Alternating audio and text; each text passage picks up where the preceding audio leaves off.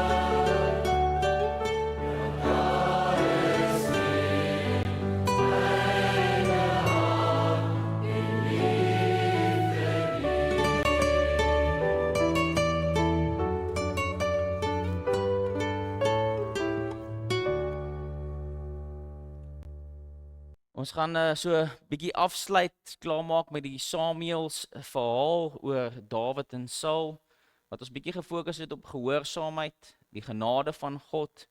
Vandag gaan ons bietjie aan en kyk na Saul en Dawid as twee karakters, en dan die een as 'n man van God, en die ander een raak al hoe verder van God af. Ons gaan twee lang gedeeltes lees. Ek het net gedink die lied voordat ons by die lees kom, wat nogal baie mooi is vir my is, Herder Heer, na wie ek soek, ek wil luister as U roep.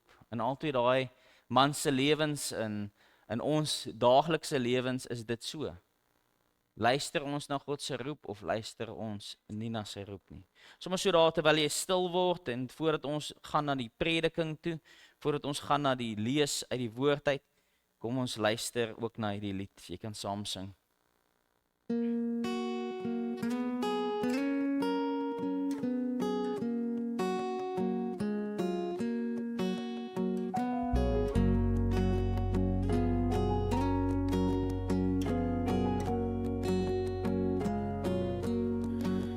Herder Heer, na wie ek soek, ek wil luister as U roep, want ek swyg, ek val en gly, as U stem verdof in my.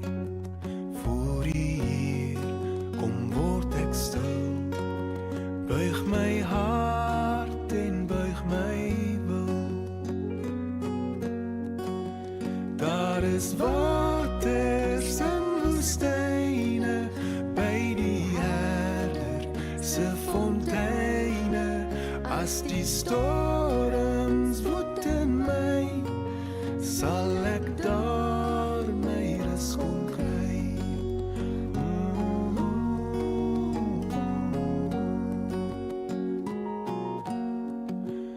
Wys U my hoe ek moet leef.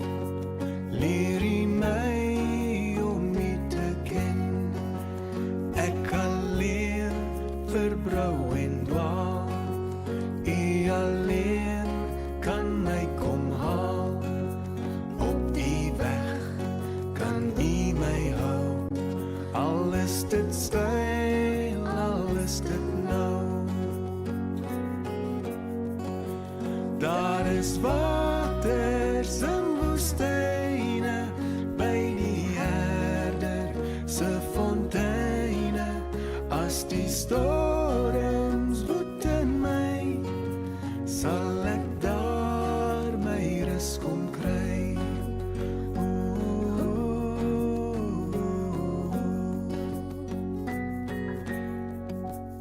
Gee my lig, omskemer my.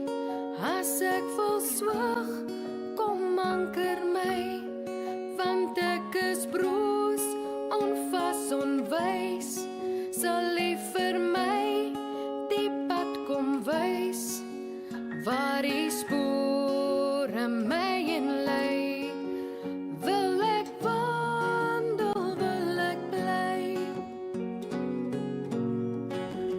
Daar is waters en woestyne by die herder se fonteine.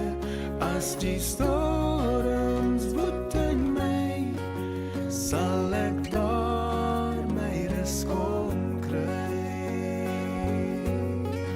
Ja, daar is waters en woestyne by die herder se fonteine. As die storms woed in my, sal ek daar my rus kom kry. Sal ek daar my rus kom kry.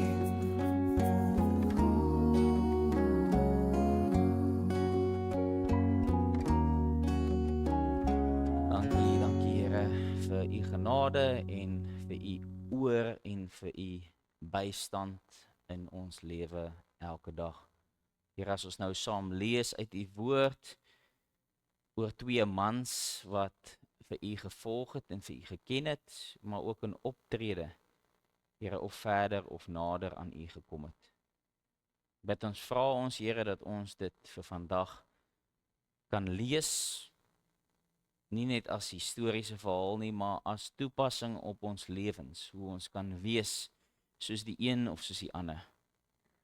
Here, help ons ook om te sien, Here, wat U moontlik gemaak het deur Jesus Christus, en Here, dat U altyd daar is om ons te lei en ons te leer. Lei ons en leer ons nou uit U woord, en mag dit die sentrum wees van hoe ons ook luister na U, en hoe ons ook hoor, en hoe ons ook ons lewe inrig. In Jesus naam alleen. Amen. So, die teksgedeelte is daarop, nee. Jy kan vir my sommer dadelik sit na 1 Samuel 15, vanaf vers 1 tot 35. Ek gaan 2 groot gedeeltes lees. So, 1 Samuel 15 gaan oor Saul se gedeelte, en ek dink amper die grootste sonde wat hy dan doen, en dan gaan ons lees uit 2 Samuel 11 en 12, wat dan Dawid se sonde vir ons wys, of sy optrede teen sy sonde. Ons lees 1 Samuel 15, 1 tot 25. Samuel het vir Saul gesê, vir my het die Here gestuur om jou as koning te salf oor sy volk Israel. Luister dan nou na die woorde van die Here. So sê die Here, heerser oor alle magte. Ek het raak gesien wat die Amalekiete aan Israel gedoen het, oor wat hulle vir Israel in die weg gelê het, toe hy uit Egipte opgetrek het. Gaan dan nou en verslaan die Amalekiete. Julle moet alles wat aan hulle behoort met die banvloek tref. Jy mag nie met hulle medelee hê nie.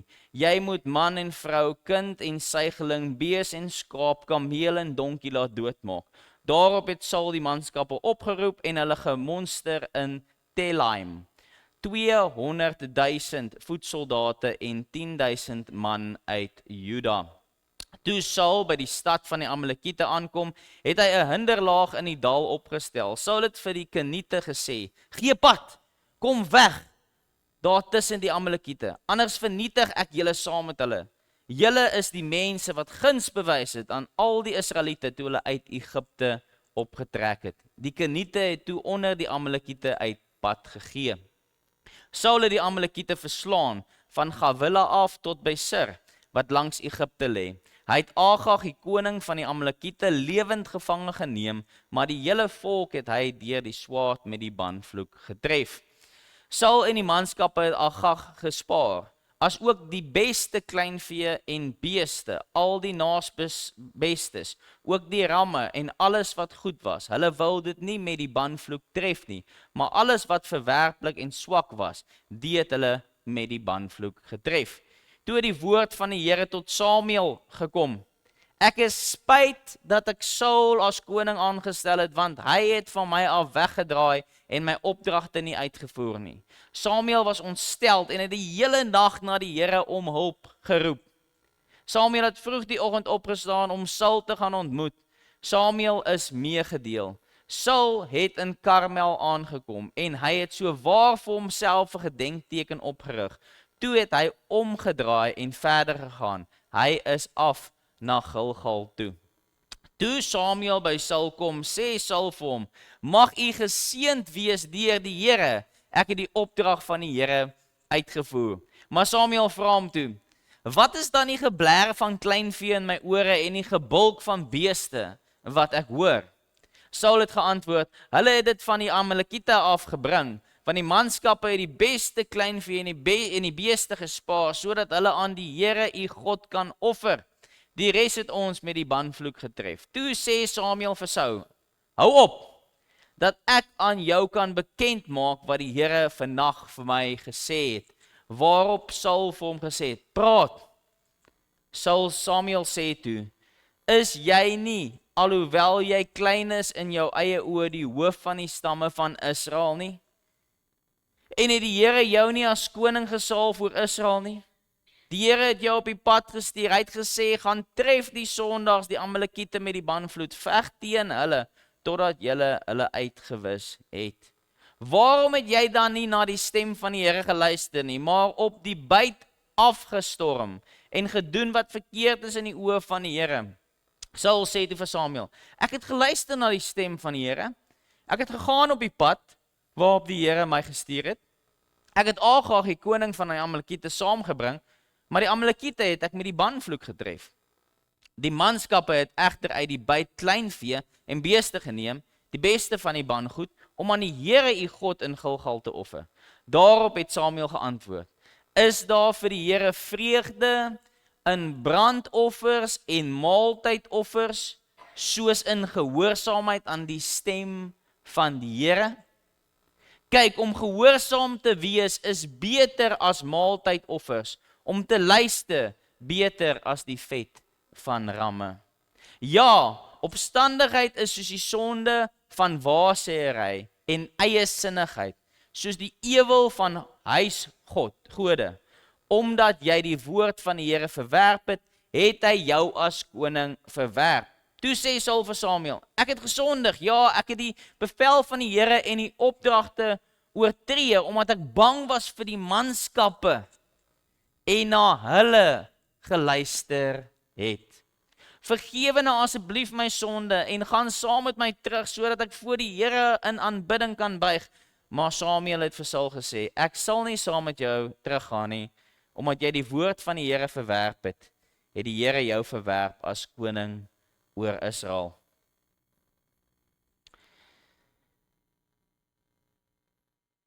Die gedeelte, ek gaan nog 'n bietjie aan, want dis die moeilike deel om te lees, wat ons baie keer skiep.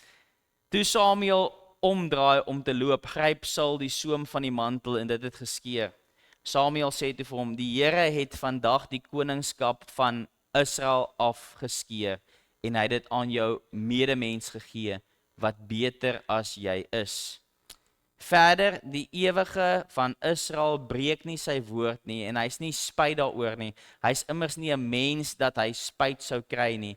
Ek het gesondig, het Saul gesê, handhaaf nou asseblief my eer voor die oudstes van my volk en voor Israel, en gaan saam met my terug, dat ek voor die Here u God in aanbidding kan buig. Samuel het toe teruggegaan agter Saul aan, en Saul het voor die Here in aanbidding gebuig. Samuel het gesê, bring Agag die koning van die Amalekiete na my toe. Terwyl Agag in die boeie na hom toe loop, het hy gedink, waarlik, die bitterheid van die dood het gewyk. Maar toe sê Samuel, soos jou swaard vroue kinderloos gemaak het, so word jou moeder kinderloos onder die vroue. Samuel het Agag toe in stukke gekap voor die Here in Gilgal. Samuel het na Rama gegaan, terwyl Saul opgegaan het na sy huis in Gibea van Saul. Samuel het toe die dag van sy dood nie weer vir Saul gesien nie, alhoewel Samuel oor Saul getreur het. Die Here was spyt dat hy Saul koning gemaak het oor Israel. Nou, dit klink nog soos 'n baie ateïste gebruik deesdae hierdie gedeelte om te sê, hoe kan die Here genocide, hoe kan die Here dit goedkeur om alle vroue en kinders en mans en beeste en alles te dood te maak? Het Saul dalk nie reg opgetree om nie te luister na die Here nie. Dit is eintlik 'n baie arrogante stelling om te maak, want ons Here is nie aan tyd gebonde nie, ons Here is nie soos 'n mens nie. Sy besluite staan vas, en in daai tyd, wat ook al die uitvoere was van God, dit moes gehoorsaam gewees het. Want op die ou end het dit die volk beskerm, dat die volk in Kanaan kan ingaan. As ons gaan lees ook, die Here het met hierdie volke 'n pad gestap en vir hulle geleentheid ook mag gegee om die knie te buig, om hom te aanbid. Dalk met die eerste geveg teen Israel moes hulle dalk teruggedraai het na die Here toe en gesê het, Here, ons aanvaar U. Wat is die ander volk, die Ferisiete, wat hy gesê het, kom uit onder hulle, anders te gaan ek julle ook vernietig. Wat was julle? Julle was goedgesind aan Israel, en daarom wil ek goedgesind wees aan julle. In hierdie gedeelte kry ons iets van Saul, dat Saul bang is vir wat mense sê. Hy luister meer na mense as wat hy luister na God. Wat sê hy? Ek was bang vir die manskappe, daarom het ek die byt gevat, né? Wat sê hy ook? Samuel, gaan jy asseblief saam met my om voor God om verskoning te vra? Saul is 'n, ek het nie 'n beter woord in Afrikaans, julle my help, 'n mensepleier, of 'n mense soos 'n people pleaser, né? 'n mense, hy wil graag mense behaag. En dit was die onderval eintlik van Saul. Nou in hierdie gedeelte kan ons seker maar sê, sjoe, dit is dan maar hard, né? Maar kom ons kyk net bietjie na Saul. Saul, 1 Samuel 9, as jy dit gaan lees, sy pad het eintlik nederig begin. Sy pad het begin in gehoorsaamheid tot die Here. Hy het mense saam met hom gevat as gevolg van sy gehoorsaamheid aan die Here. Selfs 'n geveg wat niemand gedink het hulle gaan wen nie, het hy gedoen, en hy het gesê, ek volg die Here. Samuel was aan die begin nederig, en hy het geluister na die Here. Maar toe mense hom begin volg, en mense begin hom aanhang, wat begin hy toe doen? Nie meer luister na God nie, maar luister na die mense. Saul het toe ook in sy pad met die Here, omdat die stem van die Here minder duidelik geword het, en die mense se stemme meer duidelik, het hy onseker geraak in die Here. En meer seker geraak, ek moet hierdie mense by my hou. In 1 Samuel 13 is daar die verhaal dat hy nie meer is eerbiedig dat Samuel daar moet wees as hy goeders opslaan nie. In hierdie gedeelte hoor ons dat hy 'n gedenksteen sommer opgerig het, sonder dat daar gesê is vir hom. In 1 Samuel 13 het hy self 'n offer gebring, terwyl hy moes gewag het, eintlik vir Samuel. So amper asof die Here se goed net ietsie geraak het wat hy doen, maar hy wou hê die mense moes sien, hy volg die Here. Dink in ons eie lewe ook, hoe ons baie keer wil hê die mense moet sien, ons volg die Here, maar meanwhile, wat is ons besig om te doen? Ons luister dalk meer na mense, as wat ons luister na die Here. Julle sien, hy Hierso in 1 Samuel 15, 22 tot 23, dan vra Samuel vir hom, het die Here nie net soveel behaag in brandoffers en slagoffers of maaltydoffers as in die gehoorsaamheid aan die stem van die Here nie? Kyk, gehoorsaamheid is beter as slagoffers en luister is beter as die vet van ramme. Gehoorsaamheid van die Here is die offer wat God soek, nie die ander offers nie. Die Here soek die hart van die mens. Hierin word 'n beeld gelyk gestel. As Samuel praat, dan sê hy, as jy nie luister na die Here nie en jy doen alles wat voor mense reg is, man, ek lees my Bybel, ek bid, ek kom kerk toe, ek doen alles wat reg is, dat mense kan sien, hierdie is 'n gelowige ou, maar ek is ver weg van die Here. Later sê die Here ook, ek raak naar van al jou tradisies en gebruike, want ek soek eintlik jou hart. Ek soek eintlik jou naby aan my. Hy vergelyk dit hier met, hy sê, dis dieselfde as om 'n huisgod te hê, of 'n afgod te hê, of 'n waarseer te gaan raadpleeg. Want wat doen jy? Jy vra vir die waarseer, sê jy vir my wat God, of wat die geeste vir my wil sê, terwyl wat moet ons kan doen? Here, praat u met my, sê u vir my wat om te doen. Ek dink, Saul het disconnected geraak met die stem van die Here en hy het dit self deur Samuel probeer hoor. Samuel is daar om raad te gee en 'n profeet te wees, maar die koning moes amper self gehoor het na wat God sê. Julle het nou hierdie verhaal in julle agterkop. Kom ons gaan lees die verhaal van Dawid. Ons gaan daar gaan kyk na 2 Samuel 11 en dan 'n gedeelte uit 12 uit. Teen die jaarwending, wanneer die koning op die veldtogte uitreik, het Dawid vir Joab uitgestuur en saam met hom sy amptenare en die hele Israel. Hulle het die Ammoniete vernietigend verslaan en Raba beleë. Maar Dawid het in Jerusalem agtergebly. Op 'n keer het Dawid teen laatmiddag van sy bed af opgestaan en op die dak van die koninklike paleis rondgestap. Hy sien toe van die dak af 'n vrou wat besig is om haar te was. Die vrou was besonder mooi. Dawid stuur toe iemand om navraag te doen oor die vrou. Die man het gesê, is dit nie Batseba, die dogter van Eliam, die vrou van Uria, die Hethiet nie? Dawid het boodskappers gestuur en haar laat haal. Sy het na hom gekom en hy het met haar gemeenskap gehad. Sy was juis besig om haar te reinig van haar onreinheid. Sy het toe teruggegaan na haar huis. Die vrou het swanger geword en iemand gestuur om Dawid daaroor in te lig. Sy het gesê, ek is swanger. Daarop stuur Dawid 'n boodskap na Joab. Stuur Uria die Hethiet na my. Joab het Uria na Dawid gestuur. Hoor nou wat doen Dawid, nee. Toe Uria by hom kom, vra Dawid toe hoe dit gaan met Joab en met die manskappe en met die oorlog. Dawid sê toe vir Uria, gaan af na jou huis, was jou voete. Toe Uria uit die paleis van die koning gaan, het 'n geskenk van die koning hom gevolg. Maar Uria het by die ingang van die koninklike paleis by al die dienaars van sy heer gaan slaap. Hy het nie na sy huis toe afgegaan nie. Toe Dawid ingelig is, Uria het nie na sy huis toe afgegaan nie, het hy vir Uria gevra, het jy nie pas van 'n reis af hier aangekom nie, waarom het jy nie na jou huis afgegaan nie? Uria het Dawid geantwoord, die ark en Israel en Juda bly in tydelike skuilings, en my heer Joab en die dienaars van my heer kamp in die oop veld. Kan ek dan nou na my huis gaan, om te eet en te drink en by my vrou te slaap? By u lewe, ja, so seker as wat u lewe, sweer ek, so iets sal ek nie doen nie. Daarop sê Dawid vir Uria, bly ook vannag nog hier, dan sal ek jou môre laat gaan. Uria het toe daardie dag en ook die volgende dag in Jerusalem gebly.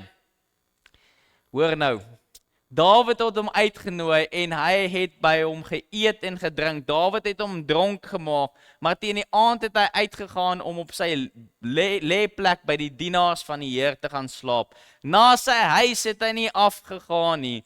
In die oggend het Dawid vir Joab 'n brief geskryf en dit met Uria saam gestuur. Hy het die brief geskryf, sit Uria in die voorste linie van die hewigste geveg. Val dan terug agter hom, sodat hy neergevel word en sterf. Joab het nadat hy die stad dopgehou het, Uria geplaas op die plek waar hy besef het, daar bekwame verdedigers was. Toe die manne van die stad uittrek en teen Joab veg, het van die manskappe van Dawid se dienaar geval. Ook Uria, die Hethiet, het gesterf. Joab het iemand gestuur wat Dawid moet inlig oor die hele verloop van die oorlog. Hy het die boodskapper opdrag gegee. Wanneer jy klaar die hele verloop van die oorlog aan die koning oorgedra het en die woede van die koning dalk opvlam en hy wil sê, waarom het julle so na aan die stad gegaan en geveg? Het julle nie geweet dat hulle van die muur af sou skiet nie? Wie het Abimelech, seun van Jerubeset, neergevel? Was dit nie 'n vrou wat 'n boonste maalklip van die muur af op hom gegooi het, sodat hy in Tebes gesterf het nie? Waarom het julle na aan die muur gekom? Dan moet jy net sê, u dienaar Uria die Hethiet is ook dood. Die boodskapper het gegaan en toe hy dit daar aankom, het hy vir Dawid alles vertel waarvoor Joab hom gestuur het.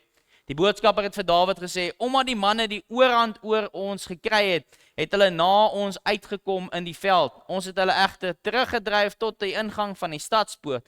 Toe het die boorskutters bo van die muur af op u dienaars geskiet en van die koning se dienaars is dood. Ook die dienaar Uria, die Hethiet, is dood.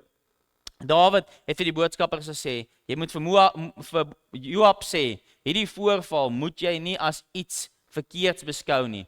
Die swaard verteer immers nou so en dan weer so.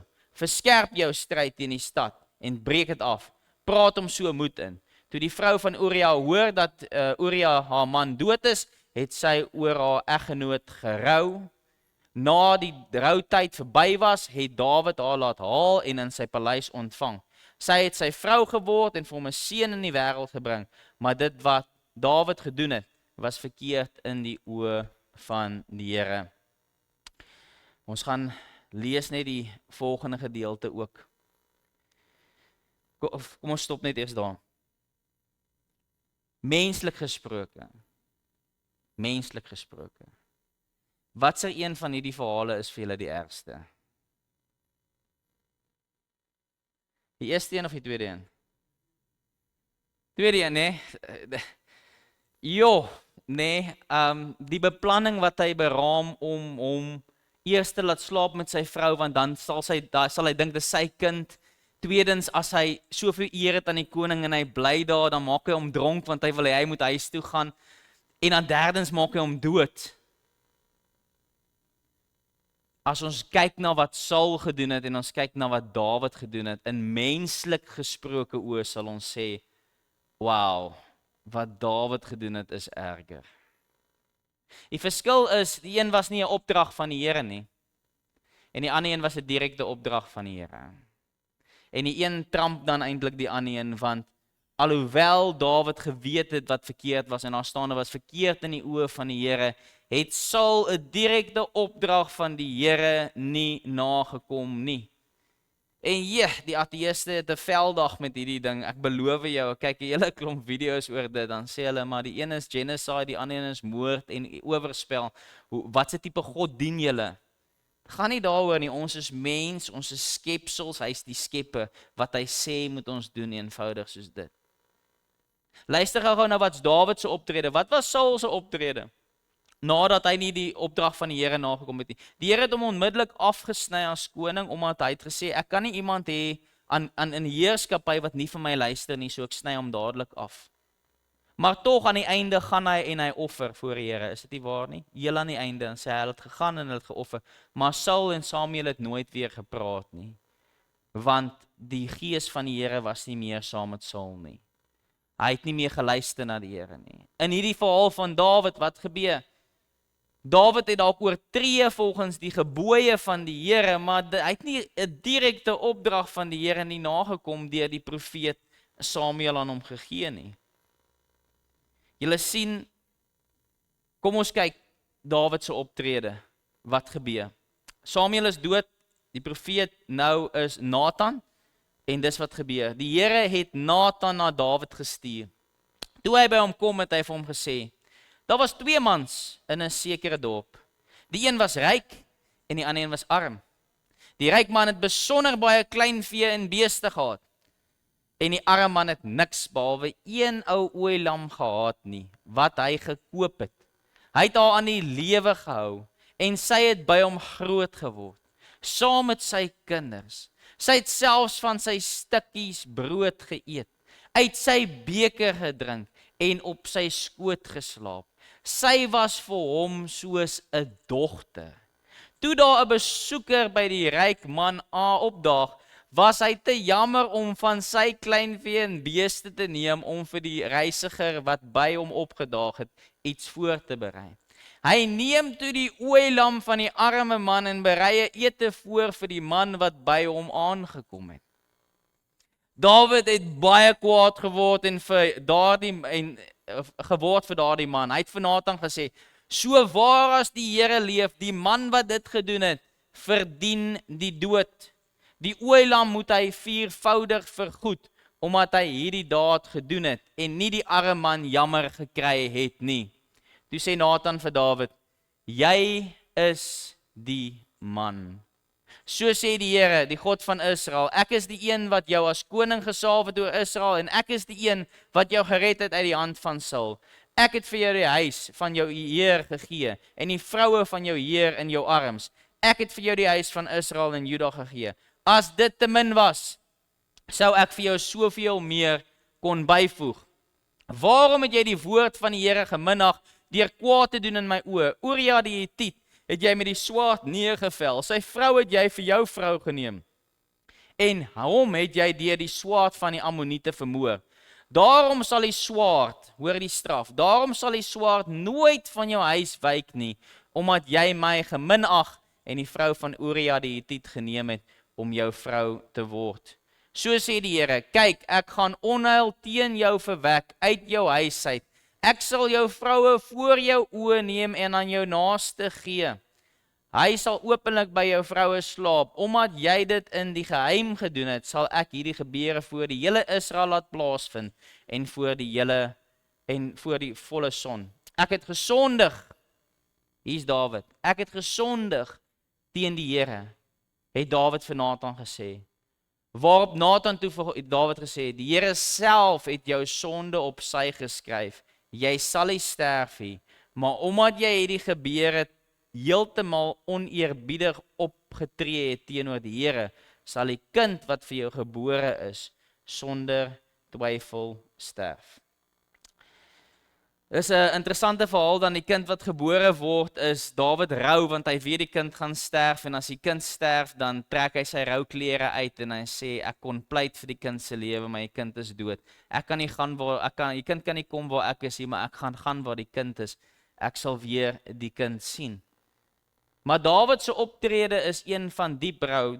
As jy meer wil weet hieroor, Psalm 51. Psalm 51 is geskryf deur Dawid juis oor hierdie voorval met Batseba en sy rou. Wat leer ons in die psalms van Dawid? Dat hy praat met die Here. Sy gesprek met die Here hou nooit op nie. Hoe moeilik was dit om hierdie lyding te dra, maar hoe wonderlik is dat die Here wel sonde vergewe. Iets wat ons ook leer hier in Dawid se lewe is, die Here vergeef die sonde, maar die tydelike straf bly daar, né? Ons dink baie keer, as ons dit vat na Jesus toe, Christus het gesterf vir ons sonde, daar gaan geen gevolge wees vir wat ons doen op die aarde nie, daar sal gevolge wees, daar's nie 'n ewige gevolg meer nie. Vir Dawid ook, hy sê, ek gaan nie jou koningskap wegvat nie, maar wat jy gedoen het aan ander, gaan ek openbloot maak vir almal om te sien. Wat gebeur op jou? En sy seun slaap by sy dogter, sy seun vat sy vroue. Daar is 'n verskriklike verhaal wat vir Dawid volg hierna. Julle sien dat die verskil is, Dawid word genoem in die Bybel 'n man na God se hart. Gaan lees maar die psalms. Altyd in nood en altyd in verkeerde optrede. Kom Dawid en hy buig voor die Here en hy sê, Here, moet my nie verwerp nie. Vat my sondes weg. Hier in Psalm 51, 10-12, dan skryf Dawid, skep in my 'n rein hart, o God, en vernuwe in my binneste 'n vaste gees. werp nie vir my weg van u aangesig nie, en neem u Heilige Gees nie weg van my af nie. Gee my weer die vreugde van die heil, en laat 'n gewillige gees my ondersteun. Nou, as ons Dawid en Saul vergelyk, en ons vat dit bietjie nou meer na, ons gaan die Nuwe Testament ook intrek, 'n paar karakters daaruit. Die sterkpunte van Saul is, hy was 'n goeie leier, dalk waarskynlik 'n beter menslike keuse, né, as wat Dawid is. Maar alhoewel hy 'n goeie leier was en 'n natuurlike leier, wat was sy onderval? Hy het geluister na mense en nie na God nie. Dawid was dalk nie iemand wat gekies sal word deur mense as leier nie. Maar wat maak dat mense hom volg? Sy geloof in God. In omstandighede wat onmoontlik lyk, sê hy, ek sal dit doen. Dit begin dalk deur die veg teen die reus, maar dit eindig nie daar nie. Dawid wys dat hy geloofsvertroue in die Here het. So die een is dalk 'n goeie leier, meer vleeslik, die ander een is dalk nie volgens mense 'n leier nie, maar hy's geestelik. Hy is saam met die Here is saam met hom. Julle sien, as ons kyk dan, dit is die swakpunte en die sterkpunte. As ons kyk na die geloof, Saul se geloof het hy verloor in die Here. Wat sê hy? Ek was bang vir mense, ek wou offers bring vir u. Samuel, asseblief gaan saam met my, dat ons net kan jammer sê vir die Here. Hy het iemand nodig om met die Here te praat. As jy jouself daar vind, jy het iemand nodig of iets nodig om met die Here te praat, dan is jy op 'n baie gevaarlike plek. Wat doen Dawid? Hy tree dalk meer op volgens die vlees. Maar wat doen hy? Hy bely sy sonde. Sy geloof is iets wat groei, alhoewel sy vlees wegkwyn. Hy soek God. Hy soek nie mense nie. Die besluite wat hulle neem, as ons kyk ook, as Saul dan agterkom, Dawid word ons nou koning gemaak, dan wat wil Saul doen? Met alle mag wil hy die menslike ding doen. Hy wil Dawid doodmaak, sodat Dawid nie kan koning word nie. Wat doen Dawid die keer toe hy vir Saul kon doodmaak? Hoop julle ken die verhaal, as hy die kleed afsny terwyl hy vir Saul kon doodmaak. Hy sê, Here, wat u bepaal is meer belangriker as wat ek in my eie mag kan vat en kan bepaal. En so ook in sy sonde met Batseba. Hy tree op volgens wat God sê en wat nie mense vir hom sê nie. Nou, Nuwe Testament, as ons kyk byvoorbeeld na karakters soos Petrus en Paulus, as ons kyk Petrus, wat doen Petrus ook? Hy verloon die Here, né? Hy is ongehoorsaam aan die Here. Hy sê, hy kom so ver dat hy sê, ek ken nie vir Jesus nie. Gedeelte in die woord, sonde teen die seun kan vergewe word, maar teen die Heilige Gees glad nie. Nee. As hy hom verloon en Jesus herstel hom, wat hy doen? Hy bieg en hy vra om verskoning. Hy sê, Here, ek het u lief. Dis wat die Here wil hê.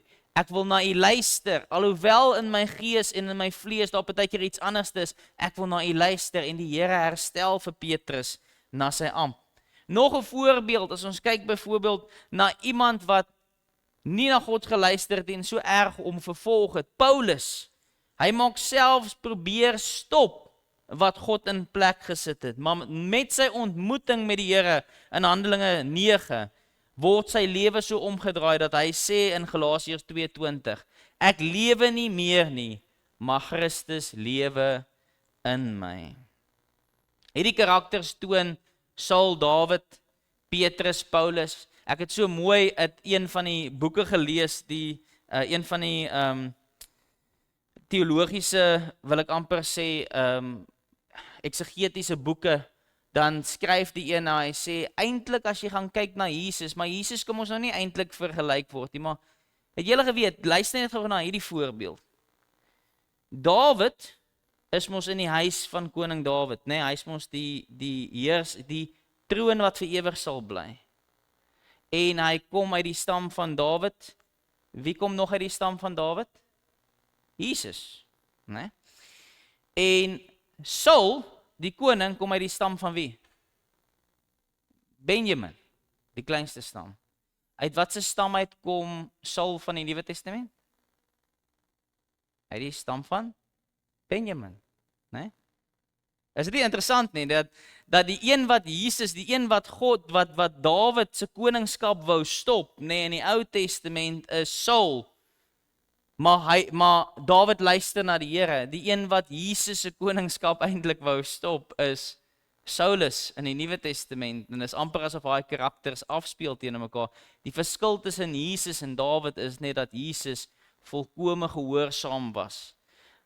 Want onthou, alhoewel hy God is, het hy dit prys gegee. Gaan lees Filippense 2:5-11.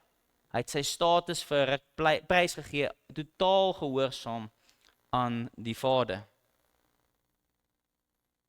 Toepassing vir ons in 2025 is: wil jy toelaat dat die druk en die verwagting en die afleidings van hierdie wêreld jou verander aan 'n Saul of aan 'n Dawid?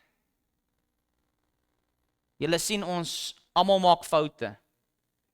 En ek seker as ons nou vandag kom sê, hoeveel keer het die Here al met ons gepraat? So hopelik dalk nie om mense te gaan doodmaak, die Here werk nie meer so nie, want die vergifnis van Christus is daar, maar as die Here met jou praat, luister na hom. Moenie bang wees vir mense nie. Moenie dat mense die manier waarop jy aan God dink en na God luister, jou ore toemaak vir God en oopmaak vir mense nie. Die woord leer ons ook mooi daaruit in die Nuwe Testament. Hulle sal mense versamel wat sê?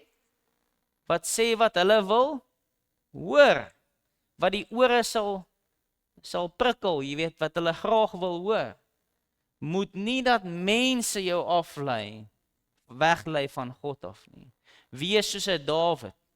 Alhoewel jy sondig en alhoewel jy verkeerd doen, gaan stel jouself voor God en luister na hom. Die gevaar kan wees vir ons om soos 'n Saul te raak. Meer om te gee wat mense dink as wat God dink. Ons het gister, ek weet nie of julle weet nou van die verhaal rondom die minis wat geskiet is by die wat Arlington geskiet is. Toe het ons die pa gister begrawe en ek het die pa begrawe en Mervin het die seun begrawe.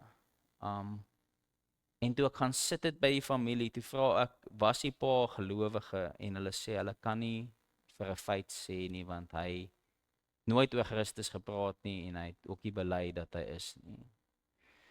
Gister toe sit hierdie kerk, jy kan van Landry vra, sit hierdie kerk vol mense. Ek kan nie dan ongehoorsaam wees aan die Here en iets mooi sê en sê, die ou is by die Here en ons moenie bang wees nie, want die Here vergewe. Toe het ek 'n geleentheid gehad, soos wat ons nou ook lees.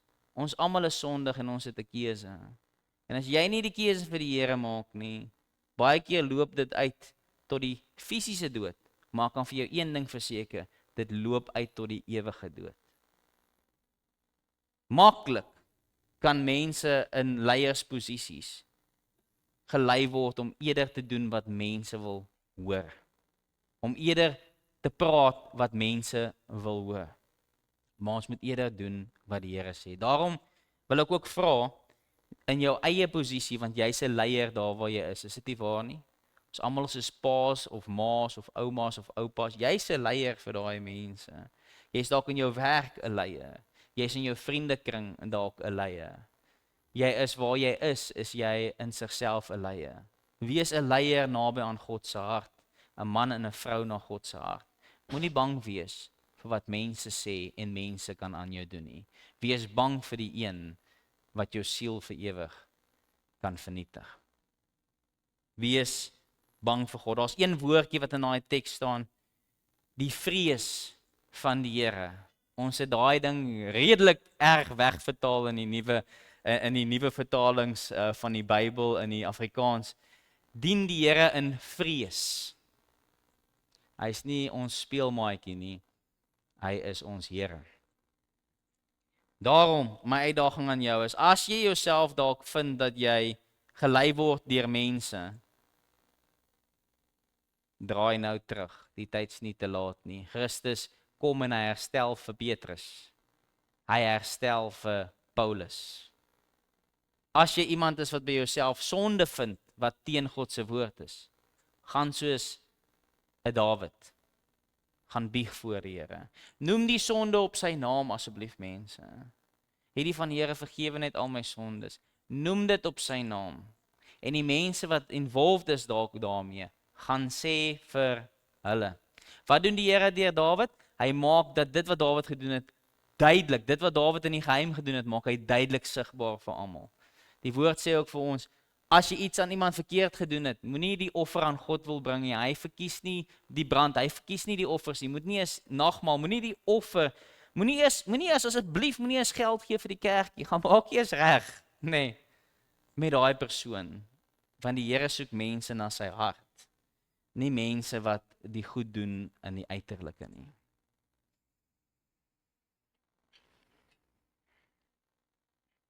Soek God se wil, bely en bekeer, aanbid in alle omstandighede en vertrou op God se genade. Amen. Here, dankie dat ons net weer eens kan leer uit die twee verhale, Here, dis nie wat menslik sigbaar is en Here, dit gaan nie daaroor nie, dit gaan oor hoe naby ons aan U is, of ons luister na U, of ons uitvoer wat U sê. Al is dit moeilik, Here, vra ons vir ons as gelowiges, Here, vir elke leier van elke gemeente, van elke kerk, van elke denominasie. Here, ons vra leiers na U hart. Here, nie na die vlees en na mense se goedkeur nie. Ja, ons weet, Here, om dit te doen en dit te vra vir ons ook om die kruis op te tel en te doen wat U sê en nie wat mense sê nie. In elkeen van ons se huise, waar ons ook as leiers optree, laat ons kan doen wat U vra en nie wat mense wil sien nie. Ons bid en vra vir ons as gemeente dat ons sal doen wat U vra en nie wat die ander van ons dink nie. Maak ons opreg dat U kan kyk na ons en na die gemeente en sê, hierdie is mense na my hart. Hierdie is 'n gemeente wat my hart klop, verstaan en vir wie ek lief is. Vergeef ons sondes en lei ons op die regte pad in Jesus naam. Amen.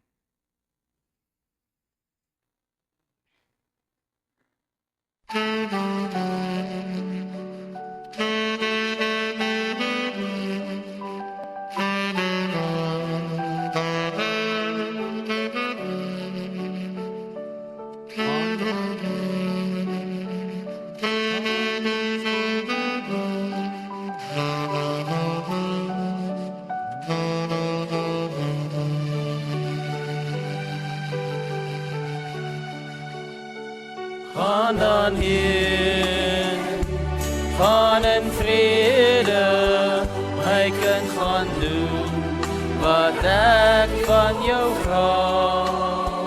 Versprei my lig, gaan leef my liefde, my kind onthou, ek is altyd daar.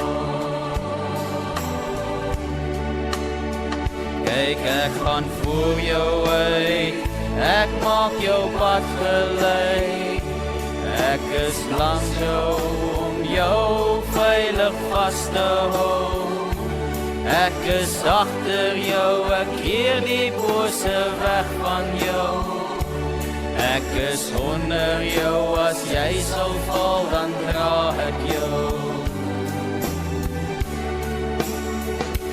Gaan dan heen, gaan in vrede, my kind gaan doen, wat ek van jou vra. Versprei my lig, gaan leef my liefde, my kind onthou, ek is altyd daar. Kyk, ek is rondom jou, want ek beskerm jou. Ek is ook aan jou, want ek wil jou graag sien. Ek is binne jou, ek lei jou deur die Heilige Gees. Die Seun van God drie-enig sal vir ewig by jou wees. Gaan dan heen, gaan in vrede, my kind gaan doen wat ek van jou vra. Versprei my lig, gaan leef my liefde, my kind onthou, ek is altyd daar. Vader, ons net gou sit, ek het 'n paar aankondigings wat ek wil doen, sorry. Ek het die aankondigings nou nie aan die begin gedoen nie, want ook maar net vir rede, dat ons aandag albei kan wees, en dan sal ons die seën vir mekaar. Jy kan net die aankondigings vir my oopmaak, Elandrey. Julle almal het 'n paar blaadjies by die deure gekry, net dit ook met julle deur gaan. Sommer die eerste een, die Bybelstudie. Ek het maar net gedink, dit is goed, jy hoef dit nou nie te gaan doen. Ek gaan nou nie vir jou vra, het jy dit gedoen of iets nie, maar dit is goed. As ons besig is met skriflesing en Bybel hier op 'n Sondag, sal ek graag glo dat die Here ons lei as gemeente om saam te kyk na iets. En daarom ook die Bybelstudie. So elke Sondag sal daar so 5 dae se Bybelstudie uitgedeel word. Moenie sê, ek het my eie Bybelstudie, doen dit nog. Jy kan nie te veel daarvan doen nie, jy weet. So, jy kan dit maar bydoen ook, jy weet. So, daar's 'n paar vrae, daar's 'n paar toepassings. En ja, ek dink dis maar net iets wat ons saam kan doen. My daaglikse broodgedeelte sal dan ook gemik wees daarop, 'n vers of 2 daar uit. Dan, ja, as jy sommer so deur gaan, ons het maar net, ons onderrig gaan maar net na die goed wat nuut is, die alfa's daar. Ek dink, dis nou die Bybelstudie wat ons gedoen het, of wat ons van gepraat het, en die daaglikse woord wat daarop inskakel. Dan het ons 'n webblad, gaan kyk asseblief na die webblad, is baie maklik, dis kerkoppad.co.za, kerkoppad.co.za, nee. En daar sommer al ons 4 bewegings, dan gee het ons mos maar 'n paar projekte, maar die belangrikste vir die gemeente is gee jou tyd, gee jou gawes, gee jou wat die Here vir jou sê finansiëel en gee vir ander, jy weet, gee om waar jy kan. Dankie vir elkeen se skenking vir die MTR en dan ook vir julle bydra. En dan gaan kyk ons na die herstelwerk. Ek hoop julle sien dit raak. Richard, ek wil vir jou dankie sê. Bradley is hier nie, ou het gesweet hierdie week, jy weet, en hy het hier geverf oral. Julle sal sien, die gemeente is geverf binne. Vir jare kon ons nie die goeders doen nie, want ons het eenvoudig net nie die finansies gehad nie. Ons het die finansies alles na sending toegevat, en nou met die uitverhuuring wat meer raak en al daai goed, kan ons administrasiekoste dek deur uitverhuuring en dit. Ek is nogal sterk daarop, ek wil nie hê dat die finansies wat dankoffers is, ek wil nie hê daai geld moet gaan in die herstel van die gebou nie. Die gebou moet self geld genereer vir die herstel. Wat ons wel kan vra, as jy ekstra iets wil gee, moet nou net nie 'n pink blik verf gaan koop en sê ek het gedog ek skenk dit dalk aan die kerk nie. Jy weet, ek weet nie waar gaan ons dit gebruik nie, maar as jy iets wil doen, is al mense wat gesê het, kom ek verf die lyne op die pad, kom ons doen iets. So as jy sê ek het 'n skill, ek wil graag iets gee, maak so verwysing dat dit nie misgis kan word as jou dankbaarheid of jou tiende nie. Dan ook het ons kleding verkoop, die kledingstukke wat gegee word, eerstens gaan dit na MTR toe, ons kyk wat hulle kan gebruik.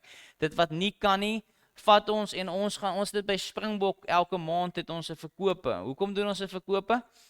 Want anders as ons dit nie doen nie, dan storm almal net en vat net. As iemand ten minste R10 vir 'n kledingstuk betaal, dan het hy 'n bietjie meer waardering daaraan en dit, en dan vat ons daai geld en ons stort dit weer in sending in. As ons daar is, terwyl die mense kies, dan moet hy bietjie langer kies as hy R10 moet betaal, jy weet, so nou kan hy ook die evangelie hoor, want ons verkondig terwyl ons daar is. En dan, koffie na die tyd, ek weet dis al 5 oor, maar ek wil nou die vraag vra, as die rugby nou, as ons nou gelyk op is in die rugby game, nee, dan bly ons mos maar nog 'n bietjie, wie van julle sit die TV af en sê die game is klaar? Okay, so ek wil julle vra, die jeuglokaal is reggemaak dat ons bietjie kan koffie drink na die tyd. Julle is meer as welkom om daarna toe te gaan en in te skakel daar en dan ek het sommer so ding van koffie. Christ, office, forgiveness for everyone, everywhere. Koffie. Nee, so asseblief, kom join ons dit sal elke keer na die diens wees. Dan samewerking kan julle sien, dis die Teddy & Company wat die 13de Februarie iets hou, dat ons dit kan bywoon, is hier by die gemeente, 10:30 tot 11:30, dis vir die homeschool community, en dan ook onthou, ons is besig met die ander hulpsentrum, so as julle hulp vir iemand nodig het. Dan het julle 'n blaadjie gekry, en ek weet, vanoggend was daar nou al klaar vrae en goeders. It is not mandatory, nee, maar wat ons wel vra, in plaas daarvan dat ons 'n bazaar hou, kyk ons is min mense, nee, en as ons 'n bazaar hou, dan kom dit op 5 mense om dit alles te doen. So hierdie dink ons is, in plaas daarvan dat ons geld spandeer by die bazaar op een keer en dan 'n fondsinsameling wil hou, gaan ons mos nou die spit hou. Okay, so die R100 per maand, asseblief teken as jy kan, as jy nou regtig nie kan nie, eet 'n burger minne, en dan gee jy R100 vir die spitbraai, jy weet, en dan gaan ons vir die spitbraai, gaan ons een keer 'n kwartaal hou, daarby gaan ons die nagmaal dan deel maak, daai Sondag van die spitbraai, en ja, asseblief, kom ons ondersteun so, dan raak dit eerder 'n kontant insameling vir spitbraai saam, as wat dit 'n bazaar is. So dink so daaraan, wat sou jy spandeer het as ons bazaar gehou het? Jy weet, jy sou ons hopelik, toe ek hier begin het, hoop ek nie die persoon is nog lewend nie, toe ek hier begin het, toe, as ons in 'n pannekoek ry, ek sal nou weet as die persoon nog hier is, want dan sal hulle waarskynlik volgende Sondag nie opdaag nie, toe sal hulle in die pannekoek ry, en toe sit R5 'n pannekoek, of R4 'n pannekoek, toe vra die persoon, hoeveel is die pannekoek sonder kaneelsuiker? Jy weet, so, die goed rondom bazaare en rondom insamelings is nie om ons sakke vol te maak, dit is om die evangelisasie en die gemeente en ons as die roeping van die Here voor te sit. So asseblief, sien dit in daai lig, moet dit nie sien as enige iets anders nie.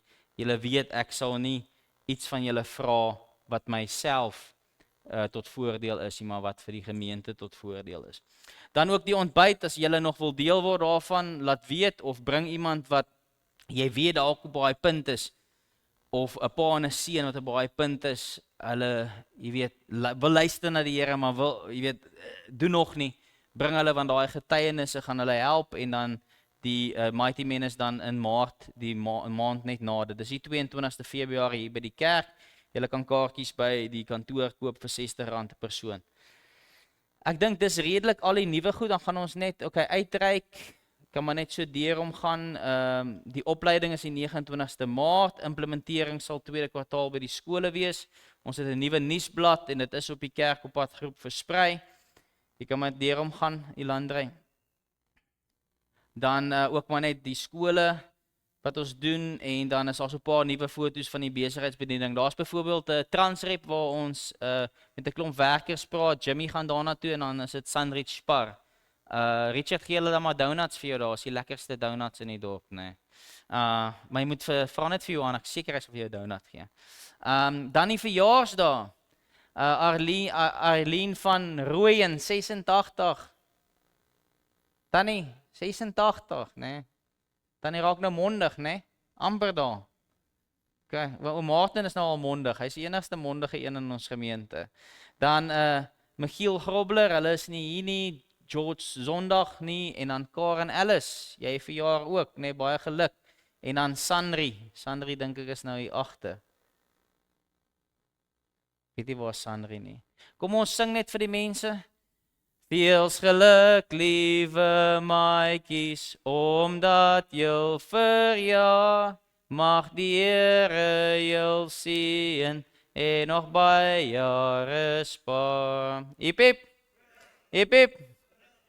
Hoe laat is die partytjie? Is daar nie 'n partytjie nie? OK, baie dankie. En dan net die mense op die gebedslys.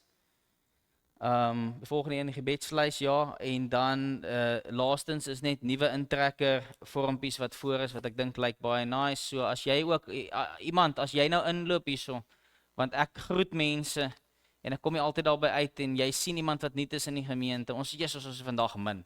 Ek weet nie of almal Driekus se fight gekyk het en na die tyd nog die kommentaar. Ja, daar's 'n smile, nee. Ek dink ouens het eerder gekyk hoe Driekus fight, jy weet.